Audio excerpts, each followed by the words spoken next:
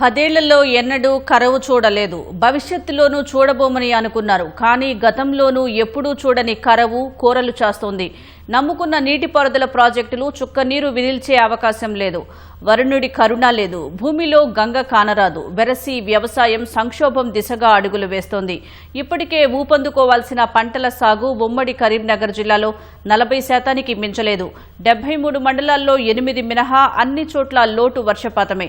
పొలాలు పడావు పడి కనిపిస్తున్నాయి. ఉమ్మడి కరీంనగర్ జిల్లాలో ఎల్నినో ప్రభావం స్పష్టంగా కనిపిస్తోంది. ఇటీవల అడపాదడపా వానలు కురుస్తున్నా అవి వ్యవసాయానికి ఏమాత్రం సరిపోవడం లేదు. ఉమ్మడి కరీంనగర్ జిల్లాలో పంటల సాధారణ సాగు విస్తీర్ణం 12,36,000. ప్రస్తుతం కరీంనగర్ జిల్లాలో 29%, పెద్దపల్లిలో 32%, జగిత్యాలలో 20%, రాజన్న సిరిసిల్లలో 37% పంటలు మాత్రమే సాగయ్యాయి. ఉమ్మడి జిల్లాలో రైతులు అత్యధికంగా ఆధారపడేది నీటిపారుదల ప్రాజెక్టుల మీదే. కానీ ఏ ప్రాజెక్టు నుంచి ప్రస్తుతం సాగునీరు అందించే పరిస్థితి లేదు. ఉమ్మడి జిల్లాకు జలప్రదాయిని అయిన ఎస్ఆర్ఎస్పీ నుంచి నీటి విడుదలే లేదు. ఆ ప్రాజెక్టుపై ఆధారపడ్డ సాగు భూములన్నీ ప్రస్తుతం పడావు పడి కనిపిస్తున్నాయి. ఎల్లంపల్లి, మిడ్మానేరు, లోయర్ మానేరు డ్యాంలు నీళ్లు లేక వెలవెలబోతున్నాయి.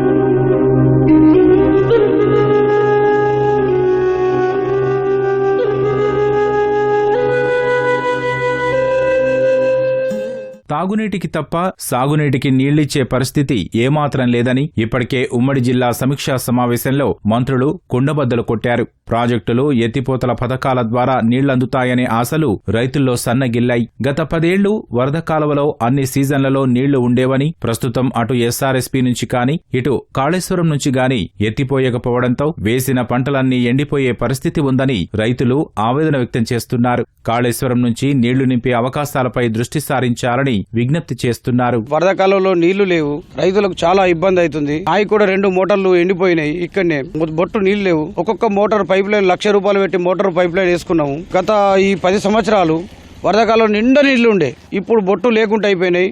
మోటార్లు వచ్చే వరకు అనుకోకుండా మోటార్ కూడా కాలిపోయింది. పొలం నార్మల్ అన్ని ఎండిపోయినాయి.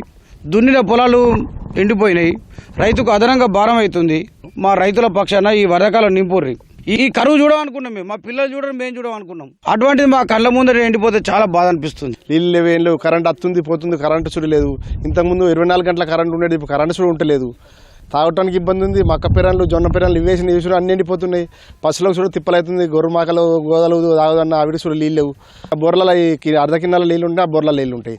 ఈ అర్ధ కిన్నాల లేని వల్ల ఆ బోర్లలో చూడ నీళ్ళు ఉంటాయి. తాగటం చూడ ఇబ్బంది అవుతుంది జనానికి.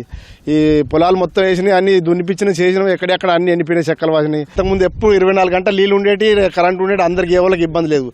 మేము పసుపు వేసినాం, మక్క వేసినాం, పొలం వేసినాం, అన్ని ఎండిపోతున్నాయి. వేసిన మక్క చూడ ఇంత అన్ని ఆరిపోయి కుళ్ళిపోతున్నాయి. పసుపు ఎండిపోతుంది. కరీంనగర్ జిల్లాలో 43%, జగిత్యాలలో 37%, పెద్దపల్లి జిల్లాలో 28%, రాజన్న సిరిసిల్ల జిల్లాలో 38% లోటు వర్షపాతం నమోదైంది. 73 మండలాలకు గాను 8 మండలాల్లో మాత్రమే సాధారణ వర్షపాతం నమోదైంది. కొత్తపల్లి లాంటి మండలాల్లో 60% పైగా లోటు వర్షపాతం ఉంది. గతేడాదితో పోల్చితే ఉమ్మడి జిల్లాలో సగటున 2 మీటర్లు భూగర్భ జల మట్టాలు పడిపోయాయి. ఉమ్మడి జిల్లాలో 9.5 లక్షల ఎకరాల్లో వరి సాగవాల్సి ఉండగా 1,50,000కు పరిమితమైంది. మొక్కజొన్న 50,000కు, పత్తి 1,50,000కు పరిమితమైంది. ప్రత్యామ్నాయ పంటల వైపు మళ్లాలని వ్యవసాయ శాఖ అధికారులు సూచిస్తున్నా రైతులు ఆ వైపుగా మొగ్గు చూపడం లేదు.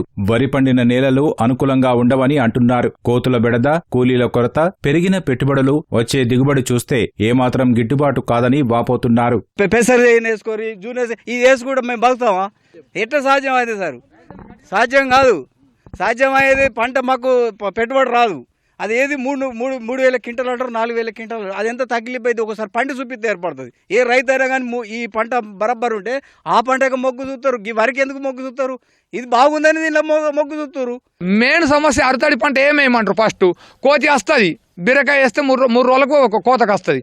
కోతలు వస్తే తీసేస్తాయి. ఆల్రెడీ నేను బీర పంట వండించిన. బెండకాయ పంట వేస్తావు, కోతలు వస్తాయి, కడి వేస్తాయి. సోయాబీన్ వేస్తావు, పెసరు వేస్తావు, కోతలు వస్తాయి, కడి వేస్తాయి. కోతల సమస్య అతిపెద్ద సమస్య, కోతల సమస్య. ఇప్పుడు అరతాడి పంటలు అంటే లేబర్ ప్రాబ్లం. ఇప్పుడు పెసరాలికినామంటే పెసరకాయగా వస్తుంది. కోతుల ప్రాబ్లం. కోతులు అటో ఇటు అందరం అలుకుతాయి, అటో ఇటో కొడితే పోతాయి. ఇప్పుడు తెంపడానికి లేబర్ కావాలంటే మొత్తం సుఖానికి అలవాటు చేసింది గవర్నమెంట్. 2 సంచులు తెంపుతాయి, 2 సంచులు తెంపితే ఒక సంచి మాకు ఒక సంచి వాళ్ళకు వచ్చే పరిస్థితులు లేరు. మక్క వేసినాం అనుకోరి, మక్క కూడా తెలంగాణ పందులు, పొద్దాకనేమో కోతులు, ఇవన్నీ కష్టపడి మళ్ళీ ఇర్దానే వరకు మళ్ళీ లేబర్ దొరకరు. ఇప్పుడు నేను మా భార్య చేస్తే ఇప్పుడు 4 ఎకరాలు మేము ఇరవలేం కదా. వ్యవసాయ అధికారులు మాత్రం వరి వేయవద్దని స్పష్టం చేస్తున్నారు. బోరు బావులపై ఆధారపడి సాగు చేసిన భవిష్యత్తులో భూగర్భ జల మట్టాలు పడిపోయే అవకాశాలున్నాయని హెచ్చరిస్తున్నారు. వరికి బదులుగా నూనె గింజలు, చిరుధాన్యాలు సాగు చేయాలని కోరుతున్నారు. బోరు ఈ రోజు పోయొచ్చండి, తర్వాత ఎల్నినో కండిషన్స్ బలపడినప్పుడు బోర్లో కూడా వాటర్స్ అన్నది తగ్గిపోతుంది.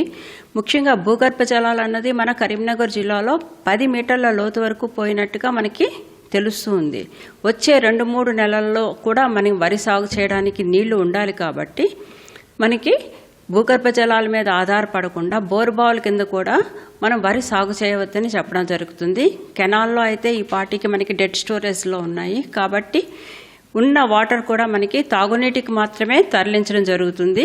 ఎందుకంటే నెక్స్ట్ వచ్చే సమ్మర్ వరకు కూడా ప్రజల తాగునీటి అవసరాలని మనం చూడాల్సిన అవసరం ఉంది. కాబట్టి ఇరిగేషన్కి అయితే రావడానికి అవకాశం లేదు. ఇకపోతే ఆల్రెడీ జిల్లాలో వరి సాగు చేసుకున్న రైతులకి సూచన ఏమిటి అంటే ఖచ్చితంగా ఆల్టర్నేట్ వెట్టింగ్ అండ్ డ్రైయింగ్, అంటే నీరు పెట్టి తీసే పద్ధతిని పాటించుకోవాల్సిందిగా సూచించడం జరుగుతుంది. ఆగస్టు చివరి వరకు వానాకాలం పంటలు వేసుకునే అవకాశం ఉంది. కంది, మినుము, పొద్దుతిరుగుడు, సజ్జ, జొన్న వంటి పంటలు వేసుకోవచ్చు. అందుకు సంబంధించిన విత్తనాలు, ఎరువులు సహా అవసరమైన ఇతర ప్రత్యామ్నాయ ఏర్పాట్లపై అధికారులు దృష్టి సారించారు. రైతు వేదికలు సహా ఇతర వేదికల ద్వారా అన్నదాతలకు అవగాహన కల్పించే ప్రయత్నం చేస్తున్నారు.